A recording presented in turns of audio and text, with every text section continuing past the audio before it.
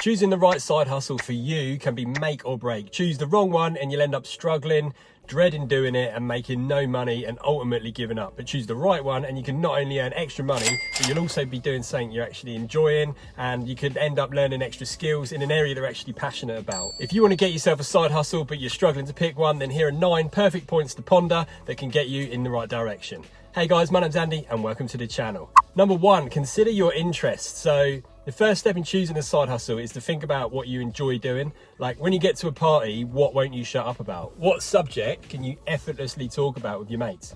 If you're passionate about fitness, for example, can you get a qualification and do a bit of personal training on the side? If you love golf, can you start an online store selling customized golf gifts? Step 2, consider existing skills. This could mean thinking about your career so far. For example, if you're a tradie, what's to stop you doing bits on the weekend for your own private clients, and then you get to keep all the money instead of just your hourly wage. But the link or connection doesn't always have to be that obvious. I remember seeing a Shark Tank episode where a couple of chefs started a business making chefware because they were fed up of the crap options already on the market. Now, they didn't have experience in selling clothes or making clothes, but they had actually been a chef for years, so they knew exactly what the perfect product should be like. Don't just think about the skills that you've learned in your 9 to 5. You might be doing some random boring job, but outside of that, you'll love creating art, and you might not feel as skilled as some of the artists that you like, but I guarantee you're infinitely better than your average person, and there are always businesses looking for logo designs, branding, all that good stuff. Okay, step 3 to think about: research, demand and profitability. Once you've identified some potential side hustle options, it's important to research the demand for your services and a potential profitability. If you ever find yourself thinking, why isn't everyone doing this? There might be a reason. There might not be, and in that case you've struck gold, but you have to figure that out as best as you can before you invest too much time and often money into it. So have a look at how many people are offering similar services and how much they charge. Ideally, you want to find a gap in the market that you can fill with a service that's already proven in other places maybe. If competition exists, how can you differentiate yourself? Maybe blend 2 side hustles together to create a whole new one. For example, you could be a pet sitter, but while you're at their house, you could also be cleaning. I would 100% pay for that.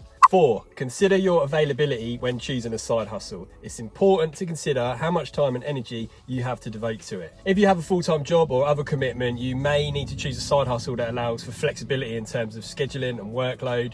The amount of time needed ranges hugely from food delivery gigs like Uber Eats or DoorDash, where you can do an hour here, hour there, whenever suits, compared to actually starting a business, which requires mammoth efforts, depending on the type of business. So about 8 years ago, I started a Shopify business, and I had to spend an hour before work and at least 2 hours after work every day for about a year before it started making any proper profits. It's a real commitment, man. 5, evaluate the startup cost. Some side hustles may require significant startup costs, such as purchasing equipment or inventory. Consider whether you have the financial resources to invest in your side hustle, or if there are other lower cost options that you can explore. Like if you've literally got zero money, then I'd again probably push you towards food delivery. But if you have even $1,000, that's plenty to buy stock for your store, a lawnmower for your gardening business, and flyers and a basic website for your handyman business or mobile makeup, whatever you're doing. Definitely something to think about, and I of course have to warn you at this stage that things don't always pan out and you could lose your investment. So for that reason, I'd always advise buying equipment used or secondhand if you do need equipment. That way, if things don't work out, you can always resell it for roughly what you paid for it. And I've just realized that I don't actually do that enough. I can think of at least 3 things off the top of my head where I've bought them brand new. And now they're just sitting there collecting dust, like t-shirt, printer, heat press. Should have brought them used. 6, determine your goals. Now, before starting a side hustle, it's important to define your goals. So are you looking to earn extra income to pay off debt or save for a holiday? Are you interested in pursuing a passion project? Like you don't really care about profits so much as long as you love doing it? Or are you looking to build something which could one day replace your full-time income? Only you can answer those questions, and understanding your goals before you start can help you make the right choices in terms of which side hustle to pursue. So 7, seek advice from others. If you're unsure about which side hustle to pursue, seek advice from others who have experience in that chosen field. They may be able to provide valuable experience, help you avoid some mistakes. If you don't know anyone, then books are going to be your best friend. It can be audiobooks if you're not a big reader.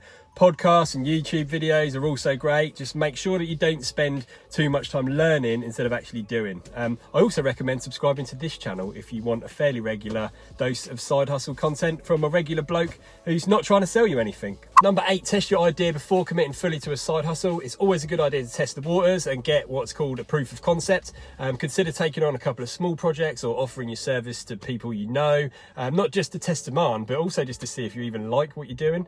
If you can figure that out before you invest money into things like marketing or expensive equipment, then you're massively reducing your exposure to financial risk.